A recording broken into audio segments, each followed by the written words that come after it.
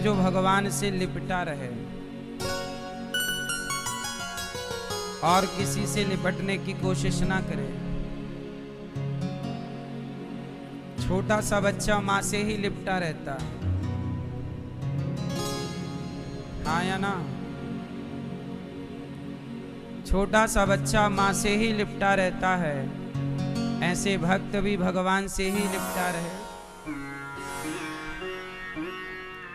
आप भी भगवान से ही लिपटे रहा करो।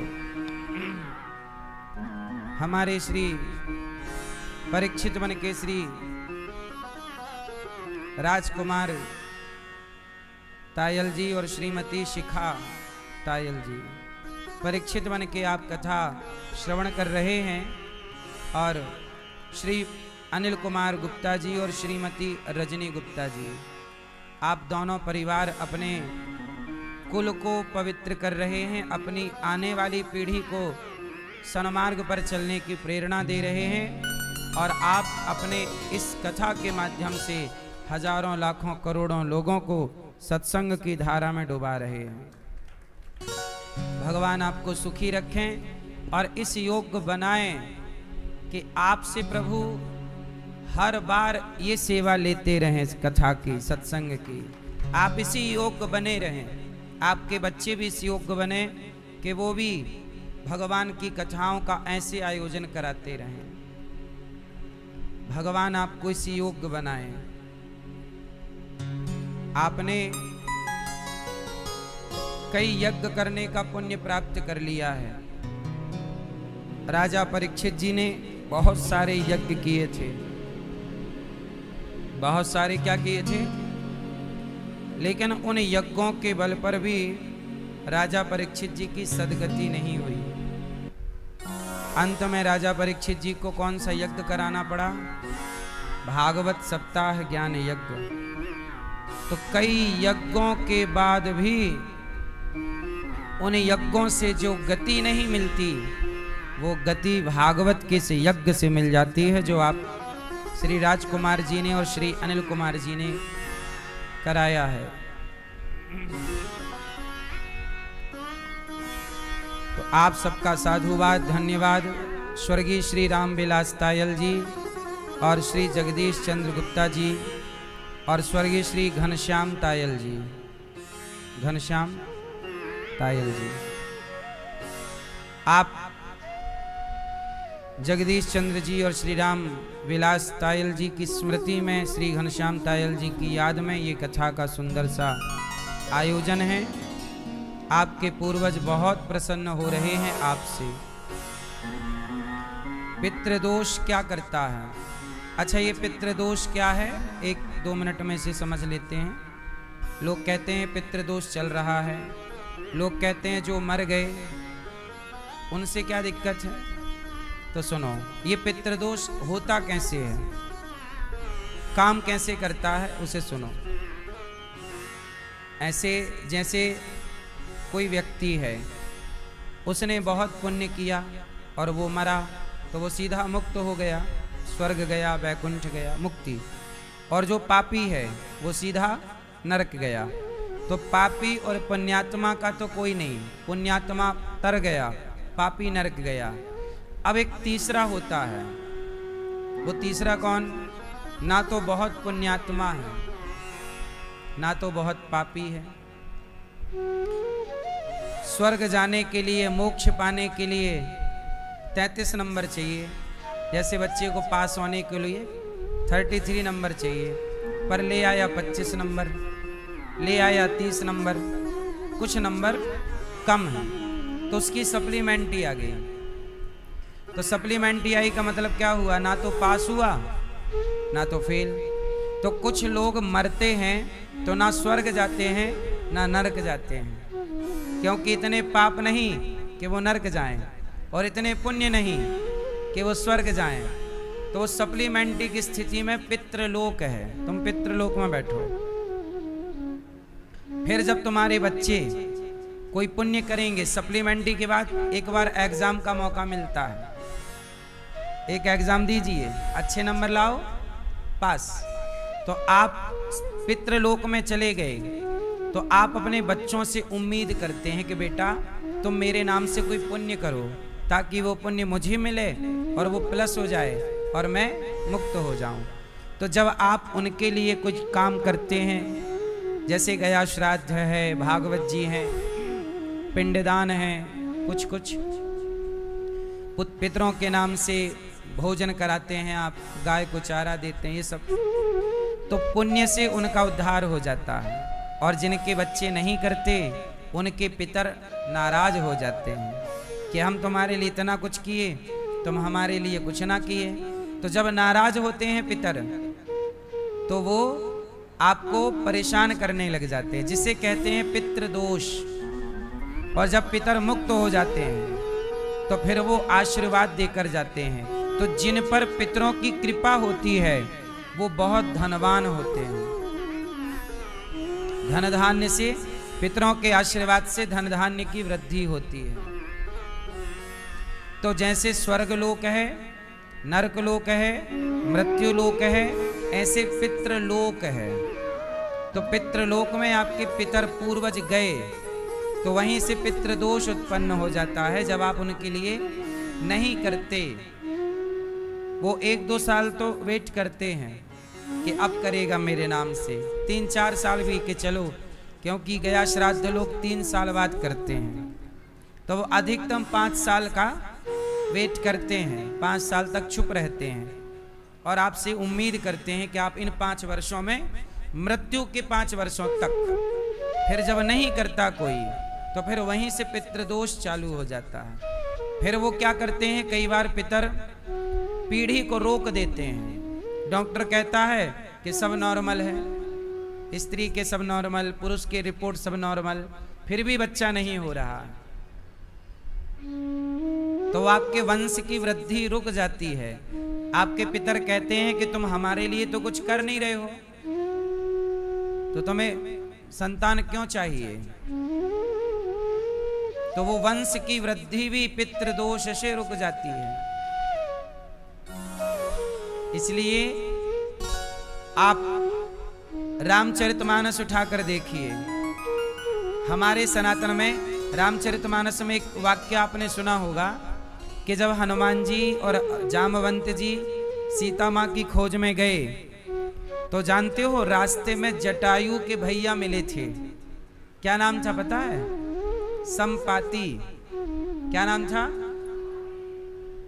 संपाति ने कहा कि आज मुझे इतना सारा भोजन मिला है, मैं तुम सबको खा जाऊंगा। हनुमान जी, अंगद जी सब थे, खा जाऊंगा।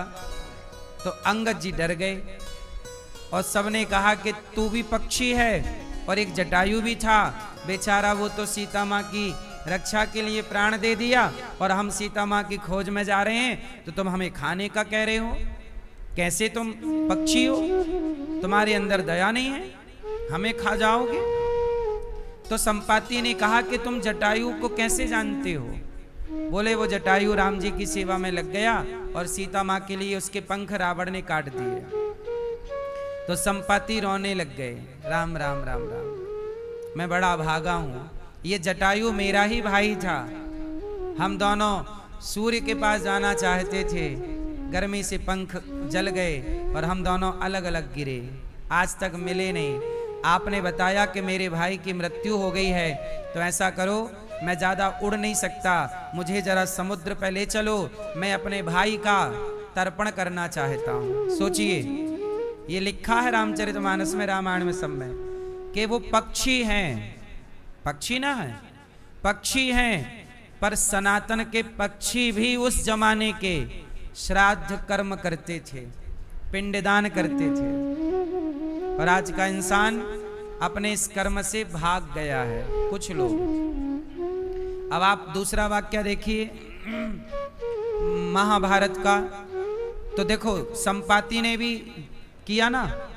दूसरा, जब कर्ण मरे और 5 पांडव राजा जब बने, धर्मराज, और गया जी गए कि चलो श्राद्ध कर दें जो मरे हैं, तो उनके लिए कुंती बुआ ने बोला कि जरा एक पिंड कर्ण के नाम का भी युधिष्ठिर कर दो।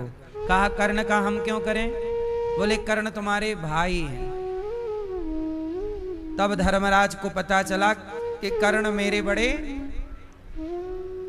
शाप दे दिया कुंती मां को कि आज के बाद तुम्हारे अंदर, स्त्रियों के अंदर कोई भी बात ज्यादा टिकेगी नहीं।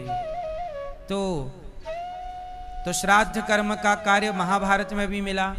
अब राम जी का चलो, तो राम जी एक बार श्राद्ध करने गए थे अपने पिता दशरथ जी का, पिंडदान। तो क्या हुआ कि कोई सामग्री कम आई, तो राम जी वो सामग्री लेने गए, तब तक दशरथ जी आ गए। और दशरथ जी आके सीता जी से बोले, सीता जरा वो हमारा पिंडदान तुम कर दो। इसलिए गया जी में स्त्रियां भी पिंडदान करती हैं। सिर्फ गया जी में ये अधिकार है कि स्त्री भी पिंडदान कर सकती है। इसलिए दशरथ जी ने राम से पिंडदान नहीं लिया, सीता जी से लिया।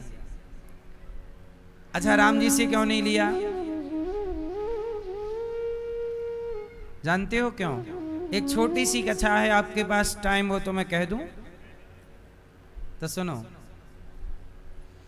बात ऐसी है, हमारे सनातन में कहते हैं कि जब पिता की मृत्यु होती है तो बड़ा बेटा ही अंतिम संस्कार करता है। ये बात सही है? लेकिन दशरथ जी का अंतिम संस्कार किसने किया? भरत जी ने, जबकि बड़े बेटे कौन है? हाँ, तो राम जी को करना था, आ जाते राम जी और कर देते, चले जाते। नहीं किया। क्यों?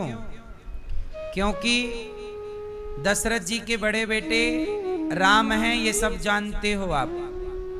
लेकिन सच्चाई एक ये भी है कि दशरथ जी ने अपना बड़ा बेटा दान कर दिया था। किसे? अच्छा बताओ, पूरे वनवास के दौरान बताओ राम जी ने किसका अंतिम संस्कार किया है? बताओ, किसका किया है? हाँ, दशरथ जी ने अपने बड़ा बेटा मतलब राम को, जटायु को दान कर दिया था। क्यों दान किया? इसकी भी एक कथा है कि एक बार दशरथ जी युद्ध कर रहे थे, देवासुर संग्राम, देवताओं के पक्ष से जाते थे दशरथ जी। तो दशरथ जी रथ से गिर गए। तो दशरथ जी जब गिरे तो दशरथ जी के प्राणों की रक्षा जटायु जी ने की। उन्होंने देखा कि कोई गिर रहा तो पंख फैला दिए आकाश में और पंखों पे लिटा के, जटायु बहुत बड़े थे, छोटे से पक्षी नहीं है। गीध बहुत बड़ा होता, और उस जमाने का गीध द्वापर सत्य त्रेता का बहुत बड़े थे। तो दशरथ जी को पंखों पे लिटाए और नीचे ले आए। दशरथ जी के प्राण बच गए। दशरथ जी ने कहा, मित्र आपने मेरे प्राणों की रक्षा की, बताइए मैं आपको क्या दूं? तो जटायु जी ने कहा कि देखो दशरथ जी, हमें तो कुछ चाहिए नहीं, पर आपने कहा है तो मेरे ना कोई संतान नहीं है। ऐसा कीजिए कि जब आपका बड़ा बेटा हो तो आप अपना बड़ा पुत्र मुझे दे दीजिए। तो दशरथ जी ने कहा अवश्य। तो दशरथ जी जटायु को वचन दे चुके थे कि मेरा बड़ा बेटा आपको दूंगा। इसलिए दशरथ जी और जटायु जी की मित्रता थी और मित्र को अपना पुत्र दे दिया। इसलिए दशरथ जी मरे तो राम ने संस्कार नहीं किया, पर जटायु जी मरे तो राम ने संस्कार किया। अविरल भगति मांग बर गीध गयऊं हरिधाम, तेहि की क्रिया यथोचित निज कर कीन्ही राम। राम जी ने संस्कार किया तो संस्कार हुआ। तो दशरथ जी का जो पिंडदान करने की बात आई तो राम जी बैठे, तो राम जी का तो दान कर दिया था, तो राम के हाथ से कैसे लेते पिंडदान? इसलिए सीता जी के हाथ से ले लिया बालू का पिंड। और जब बालू का पिंड बना के सीता जी ने दिया और दशरथ जी पिंडदान लेके चले, तब तक राम जी सामग्री लेके आए, बोले चलो पिंडदान करें।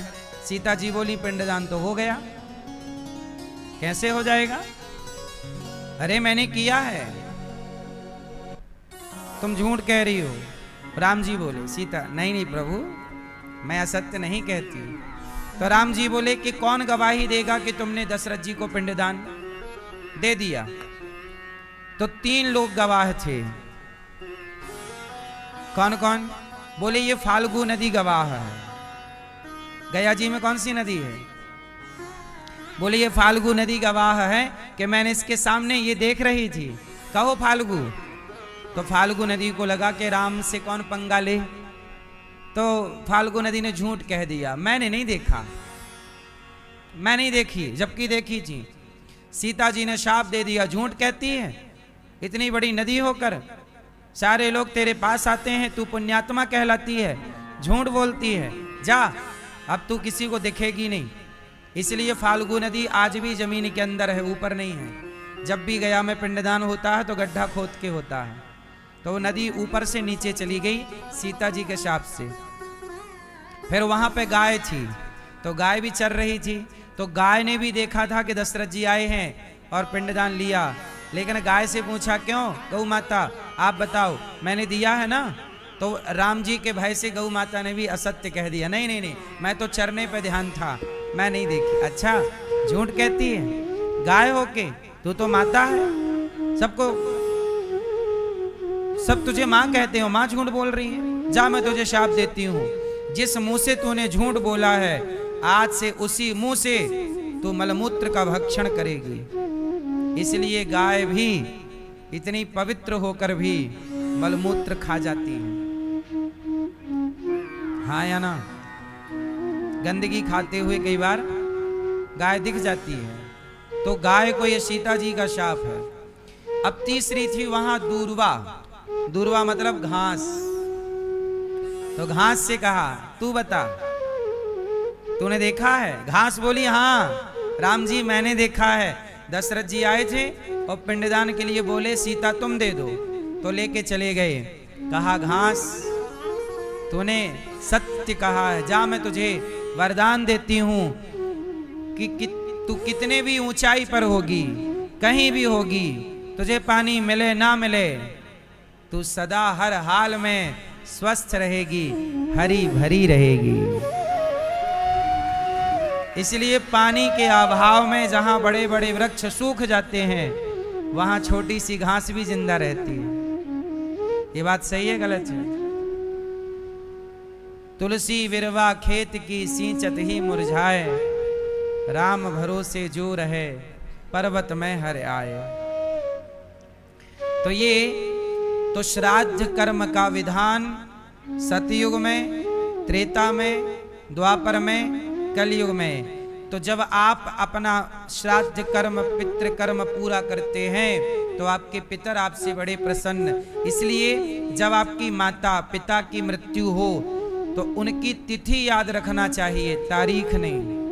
बहुत सारे लोग क्या करते हैं कि 10 तारीख को पिताजी मरे तो 10 तारीख को ही पिंडदान कर देते हैं। नहीं, तारीख से नहीं होता। सनातन का कोई भी विधान तारीख से नहीं होता, तिथि से होता है। इसलिए अपने पिता दादा दादी इनकी तिथियां याद रखो, कागज में लिख लो, और हर महीने वो तिथि जब आएगी, साल में 12 बार आएगी, तो हर महीने की उस तिथि पर, जैसे आपके पिताजी मान लो कि शुक्ल पक्ष की अष्टमी को गए हैं, माना कि शुक्ल पक्ष की अष्टमी को आपके पिताजी या माताजी गई भगवान के घर, तो अगली जब शुक्ल पक्ष की अष्टमी आए तो एक दीपक उस माँ के नाम का और एक थाली भोजन, चाहे वो गाय को खिला दो, चाहे भूखे को दे दो, चाहे चिड़िया को दे दो, पर निमित्त ये बनाकर संकल्प ये लेकर, ये मेरी माता का है, ये मेरे पिता का है।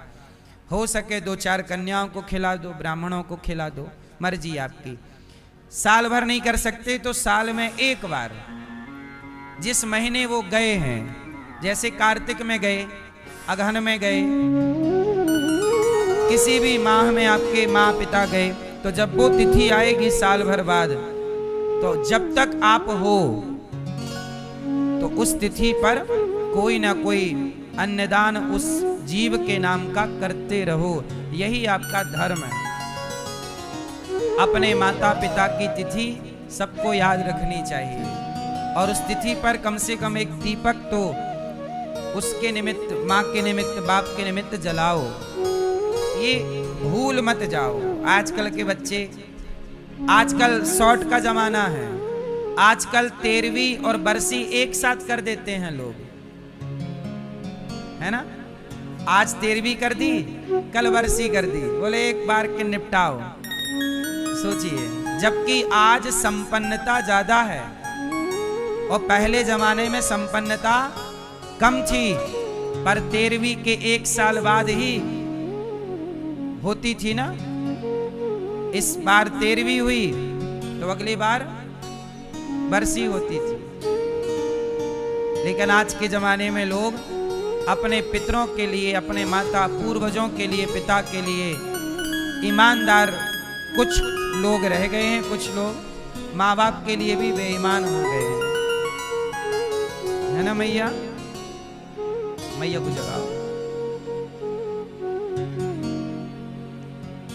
सुनो, तो इसलिए ये दोष समाप्त करने के लिए कथा सुनते हैं। तो अभी आप लोग भागवत जी के पोथी पाठ भी यहाँ चल रहे हैं, आप लोग भी भागवत जी के पोथी पाठ आने वाले 26 सितंबर से 2 अक्टूबर तक पुनः भागवत जी के पोथी पाठ आप करा सकते हैं। यजमान परिवार के बच्चे श्री अजय मेघा तायल जी, रोहित दिव्या तायल जी, अनुश्री पल्लव गर्ग जी, राजश्री प्रखर प्रताप सिंह जी और रितिका गुप्ता जी, सबका बहुत बहुत स्वागत और वंदन। समस्त तायल एवं गुप्ता परिवार हितकारी उपभोक्ता भंडार मोदी नगर गाजियाबाद नोएडा से आप आए हैं। पूरे परिवार का तालियों के साथ स्वागत, वंदन, अभिनंदन। कल हम लोगों ने सुना कि भगवान कृष्ण एक उंगली से पूरे पूरे गिरिराज जी को उठाते हैं,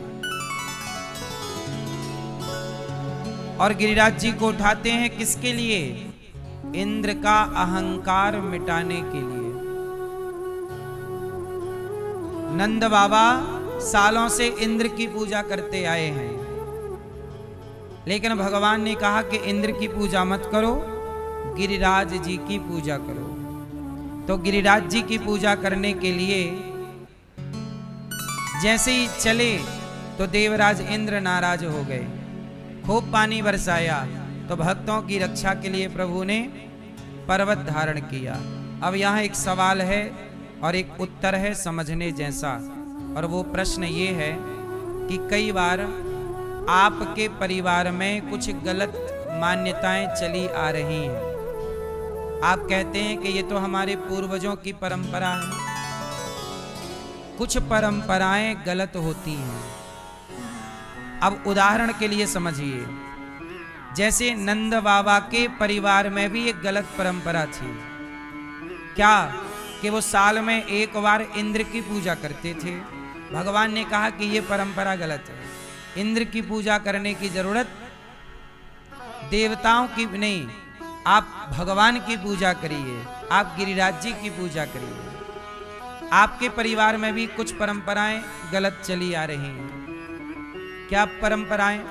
जैसे कुछ लोगों के यहाँ ये परंपरा है कि जैसे किसी की माता एकादशी के दिन मृत्यु हो गई, या एकादशी के दिन पिता की या किसी की मृत्यु हो गई, तो लोग एकादशी करना छोड़ देते हैं। जन्माष्टमी के दिन मृत्यु हो जाए तो लोग जन्माष्टमी छोड़ देते, कहते हैं मान हो गई। ऐसी परंपरा आप में से किसी के यहां है?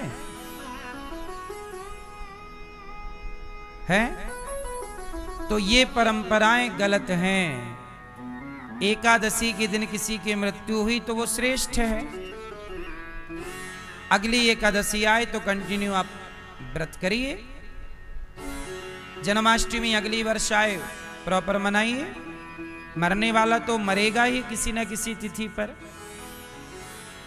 आपने, अब लोग क्या कहते हैं, एकादशी के दिन मर गए अब एकादशी नहीं करेंगे। एकादशी के दिन मरे तो एकादशी छोड़ दी। क्या झूठ बोलना छोड़ा? क्या छल करना छोड़ा? क्या कपट करना छोड़ा? निंदा करनी छोड़ी? और कुछ नहीं छोड़ा, बुराई नहीं छूटी। क्या छोड़ दी? अच्छाई। तो भगवान ने इन परंपराओं को बंद कराना चाहा। जैसे बकरे की बलि चढ़ाना, ये परंपराएं हैं कुछ लोगों की कि बकरे की बलि चढ़ाएं, ये परंपराएं गलत है। भगवान ने गोवर्धन की पूजा करी, और गोवर्धन का मतलब है गाय का वर्धन, गौ माता की सेवा। आप सबको, हम सबको किसकी सेवा करनी चाहिए? किसकी सेवा करनी चाहिए? गौ माता की। हम सबको गाय की सेवा करनी चाहिए। गाय ही, गोवर्धन मतलब गाय का वर्धन, गोवर्धन का अर्थ है। आज समाज में दूध सबको पीना है, दही सबको खाना है, पनीर सबको खाना है, पर गाय नहीं रखनी है। आप लोग भी अपने स्वास्थ्य को ध्यान में रखते हुए एक दो घर में गाय रखो। गाय को रखने से क्या फायदा होगा? शुद्ध दूध मिलना शुरू हो जाएगा, शुद्ध दही, शुद्ध घी, शुद्ध मक्खन मिलना शुरू हो जाएगा। क्योंकि बाजार में जो चीजें मिल रही हैं वो सब मिलावटी हैं। दादाजी, हो गया मोबाइल का काम? अब सुन लो प्रभु।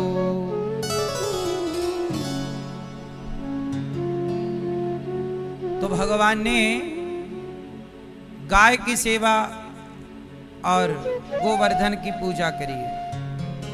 आप भी गाय का वर्धन मतलब गाय की सेवा किया करिए। अपने घर पर रख सकते हो, घर के आसपास रख सकते हो, 2-4 गाय सबको रखनी चाहिए।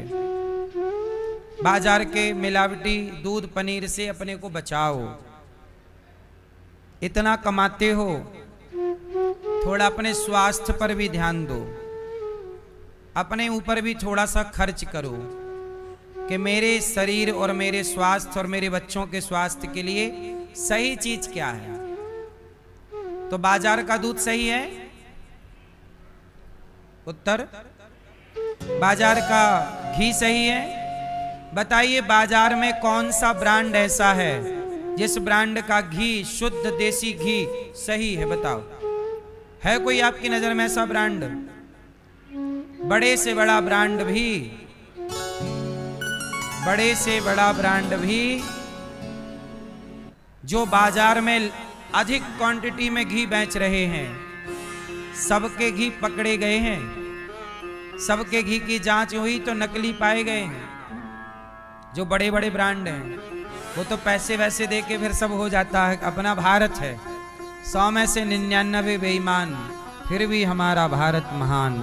तो अपना भारत तो महान है, ऐसी कोई बात नहीं है। अपने भारत में तो नकली दवाई भी मिलती है, तो नकली घी मिल रहा है, इसमें कोई आश्चर्य तो? अच्छा, बाजार में एक घी और मिलता है जिसे नाम दिया गया है पूजा वाला घी। क्या नाम है उसका? और वो घी पूजा वाला है और वो मिलता है 200-250-300 रुपए किलो। अब बताओ आज के जमाने में 300 रुपए का देसी घी कहां मिलेगा? वो पूजा वाला घी एक्चुअल क्या होता है उसकी भी कहानी सुनो। अभी तिरुपति बालाजी में आपने सुना था 1.5 2 साल पहले कि मिलावटी घी के लड्डू पकड़े गए थे। वो मिलावटी क्या था? एक्चुअली घी बनता है सूअर की चमड़ी से। घी किससे बनता है? जो सूअर होता है ना, सूअर का जो चमड़ा होता है, इसे तपा करके, इसे पिघला करके जो पदार्थ बचता है वो उसमें थोड़ा सेंट मिला दो, 1 किलो देसी असली घी मिला दो और 10 किलो नकली, तो वो 1 हो जाता है। फिर वो घी के भाव। तो जो पूजा वाला घी है वो सूअर की चमड़ी है। और सोचिए, सूअर की चमड़ी, उस घी से आप भगवान का हवन करते हैं, स्वाहा स्वाहा स्वाहा। अच्छा, आप लोग बताओ, जब यज्ञ होता है तो यज्ञ में घी प्रयोग होता है, बताओ किसका घी प्रयोग होना चाहिए यज्ञ में? ऑप्शन दे रहा हूं। गाय, भैंस, बकरी। किसका घी? भैंस का घी भी यज्ञ में प्रयोग, यज्ञ में भैंस का भी घी नहीं, जबकि भैंस का घी भी अच्छा है, पर यज्ञ के मतलब का नहीं। लेकिन आप लोग सूअर की चमड़ी का घी,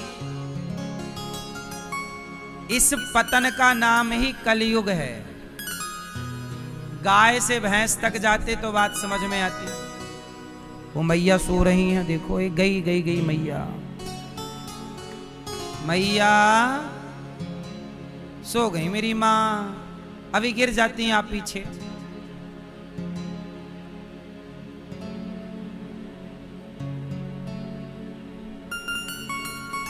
तो ये पतन, जहां गाय से सूअर की चर्बी तक पहुंच गए, इस पतन का नाम कलयुग है। इसलिए आप लोग कभी घर में सत्यनारायण भगवान की कथा कराते हैं तो वहां पे आप छोटा सा हवन करते हैं। पितरों का कोई कार्य करते हैं तो एक छोटा सा हवन करते हैं। उसमें घी, जब भी भगवान के हवन का प्रयोग हो, कार्य हो, वहां बाजार का कोई घी ना लाइएगा। आपके घर में शुद्ध बनाया हुआ घी हो तब तो हवन करो, वरना हवन करने की जरूरत।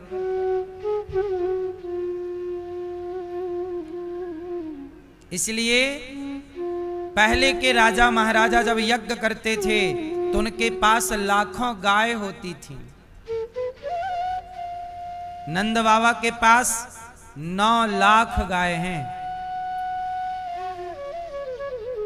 कितनी? 9 लाख। और आपके पास कितनी है? हाँ, क्या से क्या हो गए देखते देखते। कहां गाय से कहां पहुंच गए। भगवान ने इसलिए गोवर्धन उठाकर गाय के बारे में आपको चिंतन करने का कहा कि सोचिएगा गौ माता के लिए। अब क्या हुआ, भगवान के पिता नंद बाबा को एक दिन वरुण देवता ले गए। वरुण लोक से भगवान जब लेके आए, सारे ब्रजवासियों को वैकुंठ का दर्शन कराया। और अब भगवान ने, सुंदर सी रात आई शरद पूर्णिमा की, आज भगवान बांसुरी बजा रहे हैं। आज भगवान पिता रात्रि शरदोत्फुल्य मल्लिका वीक्षरन्तुं मनश्चक्रे योग मायामुपाश्रितः। आज भगवान ने योग माया का आश्रय लेकर यमुना के पुलिन पावन तट पर बांसुरी बजाई। जब बांसुरी बजी, आज भगवान का मन है रंतुम, रमण करने का। सारी गोपियों को बुलाया, राधा, ललिता, विशाखा, चंपकलता, तुंग विद्या, सुदेवी, आओ। सबको बुलाया नाम ले लेकर। निशम्य गीतम तदनंग वर्धनम ब्रजस्त्रियः कृष्ण गृहीत मानसाः आजग्मुरन्योन्यमलक्षितोद्यमाः सयत्र कांतो जबलोल कुंडलाः। आज भगवान ने निशम्य गीतम, एक गीत गाया, क्लीम बीज मंत्र छोड़ा और सारी गोपियों को भगवान ने बुलाया, आओ आओ। सारी गोपियां आईं, काम छोड़ छोड़ कर आईं। दोहंत्यो भी ययो काश्चित दोहम हित्वा समुत्सुकाः। एक सखी गाय दोह रही थी कि बांसुरी सुनाई पड़ी, लगा कृष्ण बुला रहे हैं, दूध वहीं छोड़ा और दौड़ पड़ी कृष्ण। एक सखी काजल लगा रही थी आंख में कि बांसुरी सुनाई पड़ी, लगा कृष्ण बुला रहे हैं। वहीं एक आंख में लगा, दूसरी आंख खाली काजल से दौड़ पड़ी। एक सखी आंगन लीप रही थी गाय के गोबर से, बांसुरी सुनाई पड़ी, कान में स्वर गया और तुरंत खड़ी हो गई। हाथ भी नहीं धोया, हाथ में गोबर लगा है, दौड़ पड़ी। एक सखी भोजन बना रही थी कि बांसुरी सुनाई पड़ी, दौड़ पड़ी। कौन बुला रहा है? श्री कृष्ण। एक सखी ने तो गजब कर दिया। एक सखी अपने बच्चे को दूध पिला रही थी, और जब दूध पिलाते हुए कृष्ण की बांसुरी जब कानों में गई और आवाज लगाई चंपकलता, तो बच्चे को वहीं छोड़ा, दूध पीते बच्चे को, और दौड़ पड़ी कृष्ण से मिलने के लिए। अब मुझे एक बात आपसे पूछनी है, ये बताओ,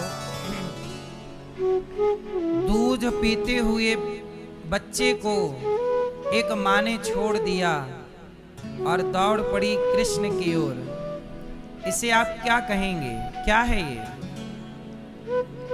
क्या है ये? तुलनात्मक बताइए मुझे। एक माँ अपने बेटे को छोड़कर भगवान की ओर, इसका अर्थ ये है कि गोपियों के जीवन में परिवार से अधिक महत्व कृष्ण का है, काम से अधिक महत्व कृष्ण का है।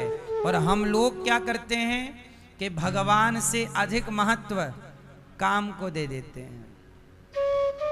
बस इतना सा उलट फेर है।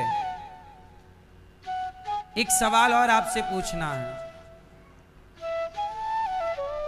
जब वो सवाल का आप उत्तर देंगे तो सब चीजें क्लियर हो जाएंगी। अब सुनो, मैया बैठो मेरी माँ, मैया सुन लो,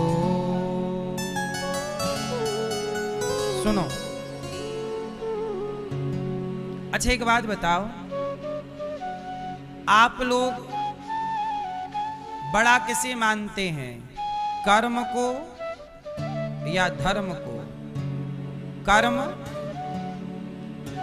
और धर्म, क्या बड़ा है? कर्म। कौन बड़ा? कर्म। लोग कहते ना कर्म ही पूजा है। किसे बड़ा मानते हो आप लोग? कर्म। कर्म को कितने लोग बड़ा मानते हैं? कर्म बड़ा है, कर्म करना चाहिए, कर्म बड़ा। कितने लोग बड़ा मानते हैं? कर्म। क्या बड़ा है? कर्म। धर्म कितने लोग बड़ा मानते हैं? धर्म बड़ा है।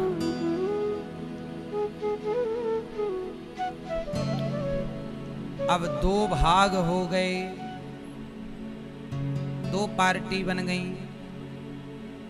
कर्म के पक्ष की वोट अलग है, धर्म के पक्ष की वोट अलग है।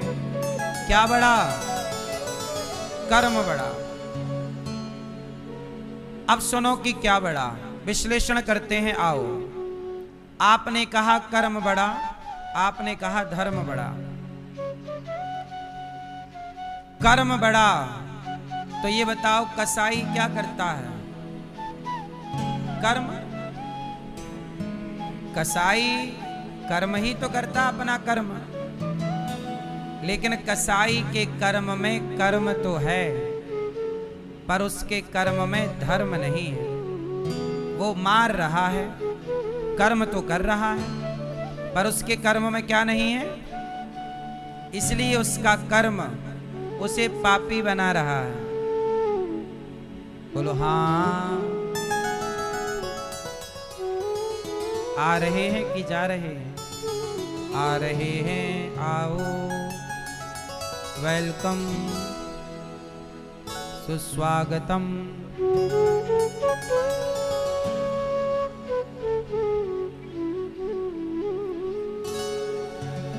सुनिए, कसाई के कर्म में कर्म तो है, पर आप बताइए क्या वो मार रहा है तो क्या ये मारना धर्म है? उत्तर, अच्छा चोर के कर्म में कर्म तो है, चोरी कर रहा उसका कर्म है, काम है, क्या उसके कर्म में धर्म है? तो बताओ वो कर्म उसे महान बनाएगा कि पतित करेगा? इसलिए आपने कहा कर्म बड़ा है, तो फिर कर्म तो कसाई भी करता है, लेकिन कसाई का कर्म महान तो नहीं है, चोर का कर्म महान तो नहीं है, शराबी भी कर्म कर रहा है, शराबी का कर्म महान तो नहीं, जबकि कर्म है। इसका अर्थ ये हुआ कि कर्म तो सब कर रहे हैं, फर्क कितना है कि किसी के कर्म में धर्म है और किसी के कर्म में धर्म नहीं है। तो कर्म महान कौन होता है? जिसके कर्म में धर्म हो। रावण के कर्म में कर्म तो है, सीता मां को चुरा लाया, कर्म कर लिया, कर्म हुआ, पर रावण के कर्म में क्या धर्म था? किसी की स्त्री को अपहरित कर लेना, अपहरण कर लेना धर्म है। तो रावण का कर्म तो था, पर उसके कर्म में क्या नहीं था? इसलिए वही कर्म करने चाहिए जिस कर्म में क्या हो, और जिस कर्म में धर्म ना हो वो कर्म मत करना, क्योंकि वो कर्म करोगे तो वह कर्म तुम्हें नरक ले जाएगा, तुम्हारा पतन कर देगा। तो कर्म बड़ा कि धर्म बड़ा?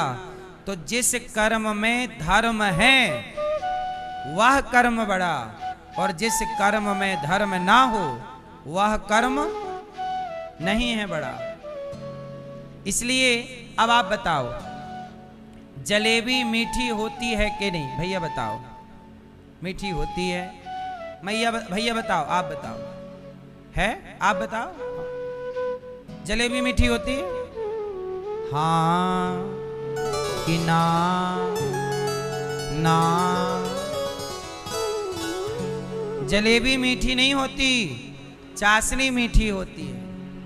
यदि जलेबी को चाशनी में ना डुबाते तो जलेबी काहे की मीठी?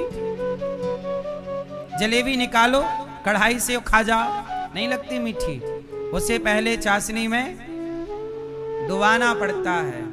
जैसे जलेबी मीठी नहीं होती, चाशनी मीठी होती है, ऐसे ही कर्म है जलेबी और धर्म है तो जलेबी को खाने योग्य चाशनी बनाती है, ऐसे कर्म को महान धर्म बनाता है। जब तक कर्म धर्म की चाशनी में नहीं डूबेगा तब तक वह कर्म करने के योग्य नहीं होगा। इसलिए आप लोग कर्म करो, पर कर्म करते समय ये देख लो कि मेरे कर्म में धर्म है या नहीं। अब समझ में आई? अब बताओ क्या बड़ा, कर्म बड़ा कि धर्म बड़ा है? ये है। इसलिए वही कर्म करो जिसमें धर्म हो। जब द्रौपदी के बाल पकड़कर दुशासन लाया, पढ़ लेना वो प्रसंग। द्रौपदी बार बार यही पूछ रही है कि बताओ ये जो तुम लोग कर रहे हो क्या ये धर्म है? अब बताओ दुशासन तू जो कर रहा है मेरे साथ, बता वो धर्म है? धर्म की दृष्टि से देखो, किसी नारी का अपमान कर देना, सभा में बाल पकड़ के घसीटना, क्या ये धर्म है? नहीं। इसलिए कहता हूं दुर्योधन दुशासन धर्म से चलते तो इनका नाश ना होता। इनका नाश हुआ ही इसलिए जो धर्म को छोड़ देगा उसका नाश होगा। इसलिए परिस्थिति कैसी भी हो धर्म मत छोड़िए। राजा हरिश्चंद्र बाजार में बिक गए पत्नी तारा बिक गई, पुत्र रोहित बिक गए, पर धर्म नहीं छोड़ा है ना। जब तारा का पुत्र रोहित को सांप ने डस लिया और जब उसे उड़ाने को कफन का टुकड़ा ना था तो माता ने अपनी साड़ी फाड़ दी। तारा ने साड़ी में लपेट कर, और जब रात को हरिश्चंद्र घाट मतलब काशी का आज जिसे आप हरिश्चंद्र घाट कहते हैं, जब वहां आई और तारा जोर जोर से रो रही, राजा हरिश्चंद्र की नार गंगा में रोए रही है। राजा हरिश्चंद्र की नारी गंगा में रोए रही, रो रही, पुत्र रोहित कहाँ चले गए तुम? कभी तुम्हारे पिता मिलेंगे, पूछेंगे कि पुत्र कहाँ हैं, क्या उत्तर दूंगी? ये बात हरिश्चंद्र सुन रहे थे क्योंकि वो वहीं थे। आए, कहा देवी कौन हो? महाराज मुझ अभागिन का नाम तारा है। अब हरिश्चंद्र समझ गए ये तो मेरी पत्नी है। क्या हो गया? हरिश्चंद्र ने अपना परिचय दिया, देवी मैं हरिश्चंद्र हूँ। वर्षों बाद पति पत्नी बिछड़े थे, दोनों को किसी अलग अलग व्यक्तियों ने खरीदा था। आज दोनों मिले कहाँ? शमशान में। वो जब दोनों मिले तो दोनों के बीच में उनका मरा हुआ पुत्र था। तारा बोली, महाराज आपके पुत्र को मैं बचा ना पाई। मुझे तो लगा कि पता नहीं आप देख पाओगे कि नहीं, अब आप ही अपने पुत्र का अंतिम संस्कार कर लीजिए। राजा हरिश्चंद्र ने कहा, देवी मैं इस पुत्र का अंतिम संस्कार नहीं कर सकता, क्योंकि इस वक्त मैं किसी का पिता नहीं हूं। इस वक्त मैं केवल एक मालिक का नौकर हूं, जिन्होंने मुझे खरीदा है। सिर्फ एक नौकर हूं और इस नौकर का कोई पुत्र नहीं है, इसलिए संस्कार मैं नहीं कर सकता, आप करो। अच्छा ठीक है मैं करती हूं। तो हरिश्चंद्र बोले, आप करोगे तो आपको यहाँ का टैक्स देना पड़ेगा। यहाँ का नियम है कि जो जलेगा, मेरे मालिक का आदेश है कि कुछ रुपए जो उसने निर्धारित किए हैं वो टैक्स। तारा बोली, स्वामी मेरे पास नहीं है पैसा, कफन तो था नहीं, साड़ी फाड़ी है मैंने अपनी आधी और साड़ी उड़ाई है कफन के रूप में, कहां से मैं लाऊं? नहीं। फिर ऐसा करो कि आप अपने पुत्र को गंगा जी में बहा दो। गंगा जी में बहाने का कोई टैक्स नहीं है, पर यहां जलाने का टैक्स है। देखिए जरा, एक बाप कह रहा है, एक बाप तब कह रहा है जब उसका बेटा मर चुका, मतलब बेटा मर गया तो भी एक पिता ने अपना धर्म नहीं छोड़ा। और आज का इंसान 1000-2000 के लाभ लालच में, लोभ में वो झूठ बोल देता है, अधर्म करने लग जाता है, बेईमान हो जाता है। 10 रुपए के लिए लोग बेईमान हो जाते हैं, 1 रुपए के लिए लोग बेईमान हो जाते हैं। पहले के लोग महान क्यों थे? क्योंकि पहले के लोगों के अंदर धर्म था। आज के लोगों के अंदर धर्म की कमी आ गई। धर्म का अर्थ ये नहीं कि मैं हिंदू हूं, मेरा धर्म हिंदू, ये मुसलमान इसका धर्म। केवल मुसलमान हिंदू, आज तक लोग धर्म केवल हिंदू मुसलमान तक समझते हैं। हिंदू मुसलमान तक धर्म नहीं, धर्म से चलने का नाम धर्म है। हमारे व्यवहार में धर्म हो, हमारे आचरण में धर्म हो, हमारी वाणी में धर्म हो, हमारे आचार विचार में धर्म हो। जब रोहित मरा पड़ा और हरिश्चंद्र ने कहा कि आप गंगा जी में बहाओ,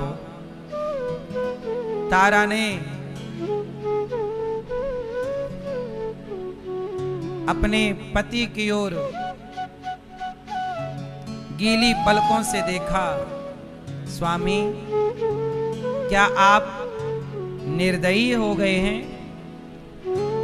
हरिश्चंद्र बोले, देवी मैं निर्दयी नहीं हूं, मैं किसी का दास हो गया हूं। और देखो आजकल सरकार के कर्मचारी सब नहीं कुछ कितने बेईमान हो जाते हैं। लेकिन हरिश्चंद्र भी तो बिके हुए हैं, मालिक के लिए काम कर रहे हैं। वहां कोई मालिक नहीं था, चाहते तो जला देते अपने बेटे को, कौन देख रहा था? लेकिन नहीं, कोई नहीं देख रहा, पर ईश्वर तो देख रहे हैं।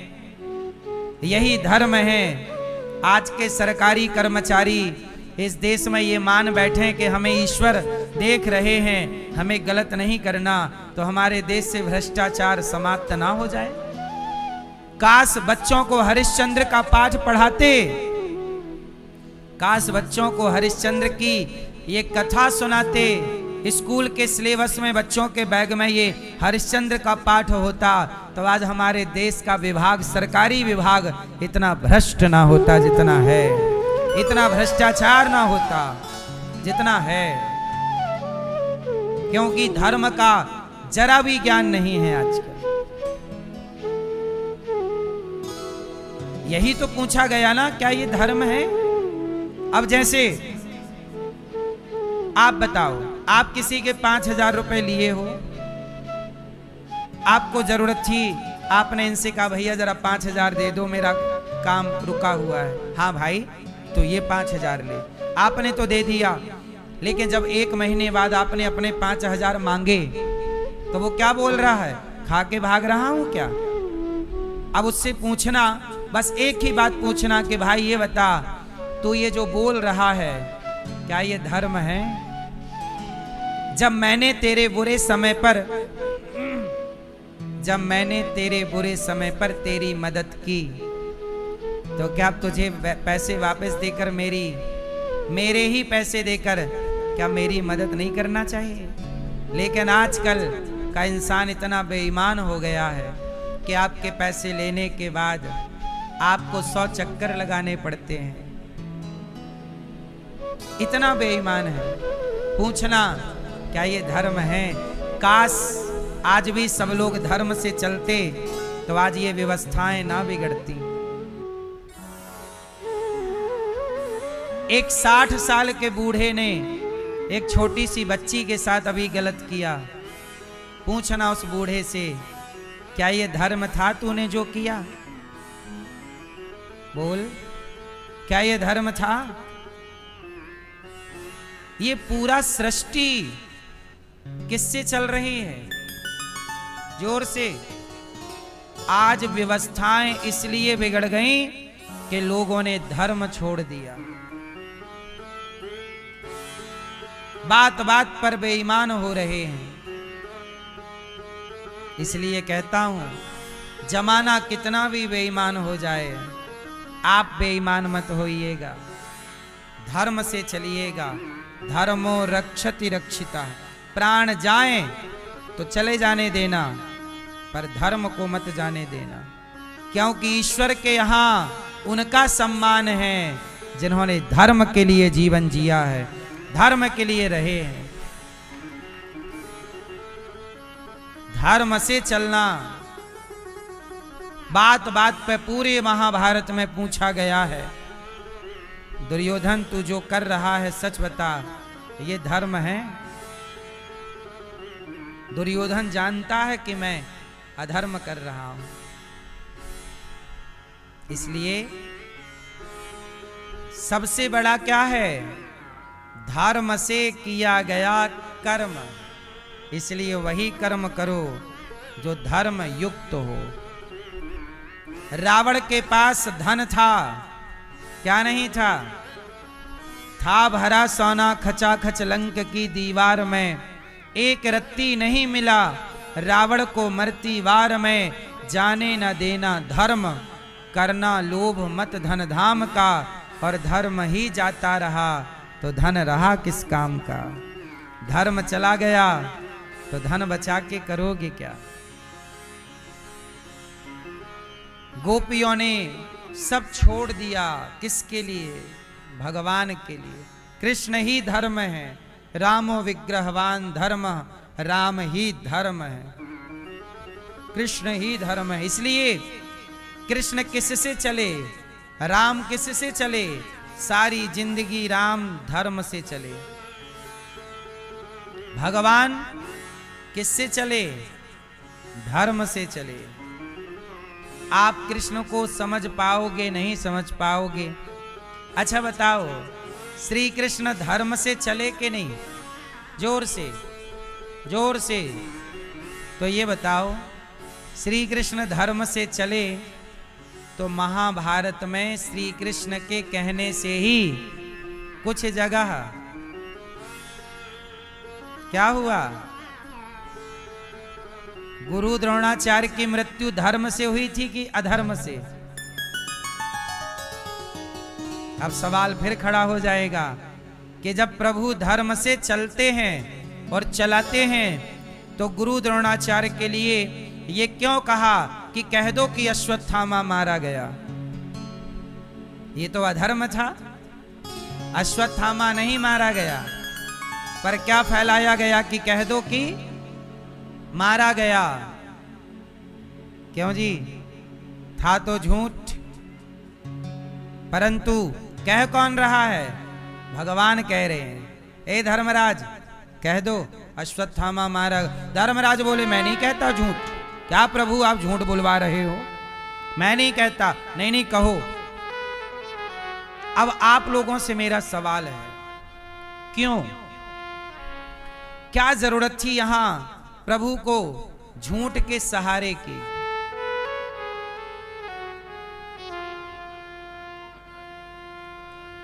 इस बारीकी को आपको समझाना है, इसलिए मैंने ये सवाल उठा के खड़ा किया है, ताकि आपको मैं इस रहस्य को समझा दूं।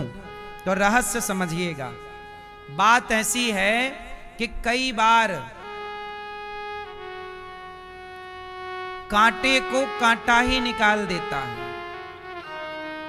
कांटे को, ऐसे ही धर्म को बचाने के लिए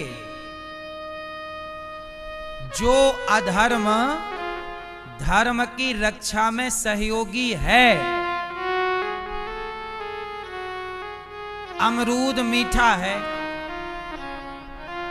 अमरूद मीठा है, पर अमरूद के मिठास को, अमरूद के स्वाद को बढ़ाने के लिए खाया नमक के साथ जाता है, जबकि वो मीठा है, पर खाया किसके साथ जाता है? तो नमक किस लिए मिलाया? स्वाद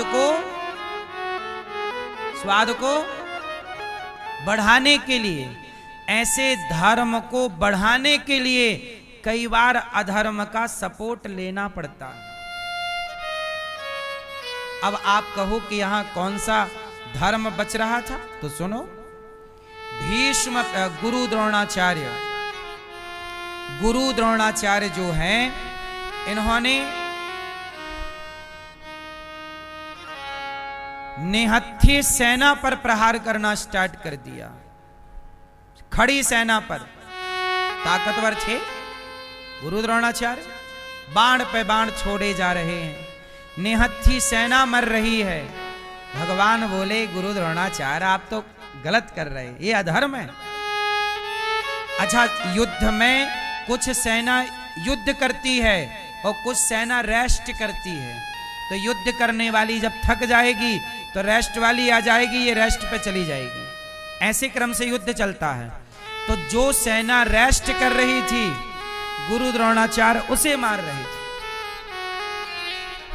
ये तो अधर्म है। तो अधर्मी को अधर्म से मार देना ही धर्म है। यही कृष्ण की नीति। अधर्मी को, अब तुम अधर्मी हो तो हम तुम्हारे लिए धर्म ना देखेंगे, क्योंकि तुम धर्मी होते तो तुम्हें धर्म से मारते। अब दूसरा वाक्य सुनो। जब कर्ण का पहिया जमीन पर धंस गया और अर्जुन कर्ण उतरे पहिया उठाने, भगवान बोले बाण चला। अर्जुन बाण चला। अरे प्रभु ये अधर्म है। अर्जुन बोले ये अधर्म है, वो रथ से नीचे है। भगवान बोले जैसा कहता हूं कर, मार। प्रभु आप तो भगवान हो, क्या हमसे अधर्म करा रहे हो? भगवान बोले जब ये भरी सभा में द्रौपदी को वैश्या कह रहा था कर्ण, तब वो कहना धर्म था? जब ये दुशासन से कह रहा था कपड़े उतार दो द्रौपदी के, तब क्या ये धर्म था? किसी की स्त्री के आप कपड़े उतार दीजिए, क्या ये धर्म है? जब इसने अधर्म किया है तो ये धर्म की मौत मरने का अधिकारी अधर्मी को अधर्म से मारना ही धर्म है। ये नीति है कृष्ण की। इसने कौन सा धर्म किया है? जब इसका टाइम था सारे अधर्म किए हैं। अब तीसरा वाक्य देखिए। राम जी ने, वो भैया को जगाओ। राम राम।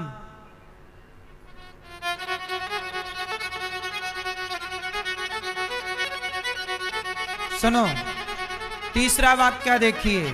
भगवान राम बाली को कैसे मारे? राम जी बाली को कैसे मारे? कैसे? सामने से या पेड़ के नीचे से? बगल से। क्यों? राम तो भगवान है, सामने से मारते? क्या जरूरत थी अगल बगल खड़े होने की? क्यों बताओ, क्यों मारा?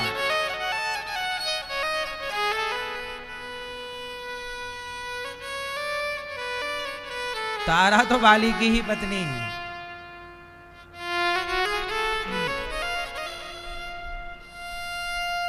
सुनो,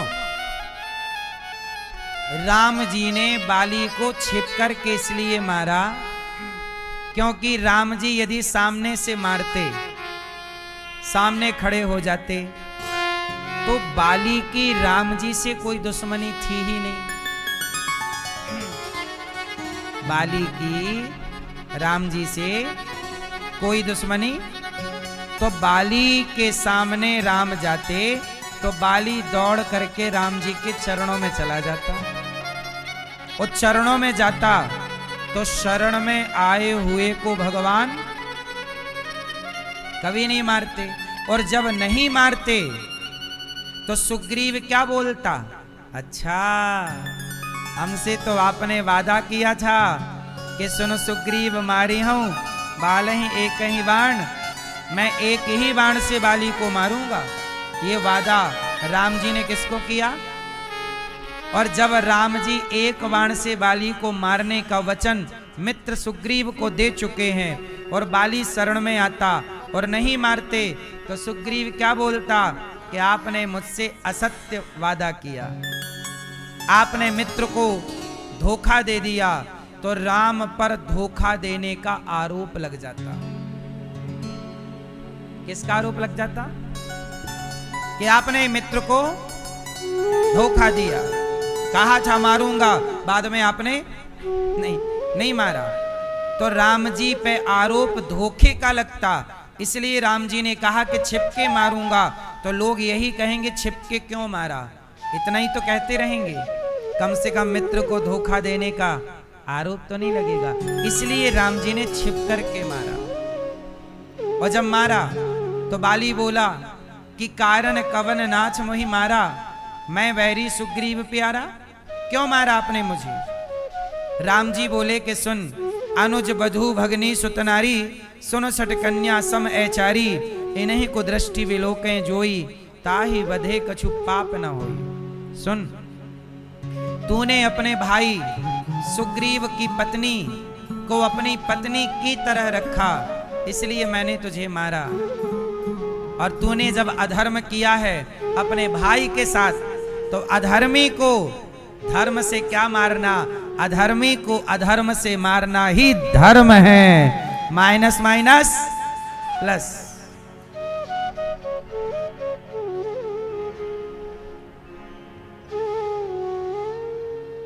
अधर्मी को अधर्म से मारना, अधर्म अधर्म माइनस माइनस, अधर्म अधर्म धर्म।